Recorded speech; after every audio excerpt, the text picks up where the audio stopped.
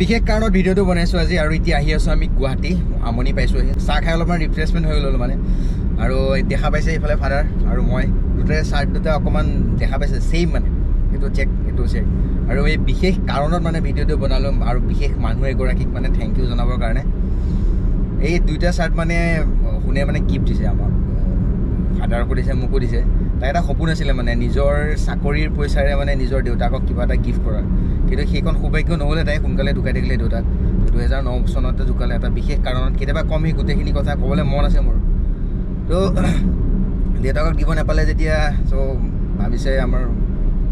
মোৰ ফাদাৰকে দিওঁ আৰু নিজৰ দেউতাকৰ নিচে যিহেতু ব্যৱহাৰ কৰে মানে বহুত মৰম কৰে তো সেয়া ফাদাৰক মানে চাৰ্ট দুটা দিছে মই একচুৱেলি দিয়াও নাছিলোঁ ভিডিঅ' ভাবিলোঁ এবাৰ দিওঁ আৰু সেইটো মানে বহুতে ভাবিব পাৰে কিবা কিবি বহুত কিন্তু সেইটো ইণ্টেনশ্যন এনেকুৱা নহয় একচুৱেলি তাইক ধন্যবাদ দিবৰ কাৰণে একচুৱেলি ভিডিঅ'টো বনাইছোঁ থেংক ইউ ইমানখিনি হেৰি কৰাৰ কাৰণে নিজৰ মানে প্ৰথম চেলাৰী পইচাই আমাৰ দুজনক মানে গিফ্ট দিছে চাৰ্ট থেংক ইউ ছ' মাছ তোমাৰ দিন শুভ হওক নে কি কোৱা আৰু আমাক এনেকৈ গিফ্ট চিফ্ট দি থাকিবা ধেমালি কৰিছোঁ দেই তো বোলক ৰাইজ সেয়াই আৰু তো চবেই ক্ৰিটিচাইজ নকৰিব আৰু যে এই দিছে আৰু একে গিফ্ট দিছে একেবাৰে হেৰি কৰিছে বুলি মন গ'ল কিবা এটা তো সেইকাৰণে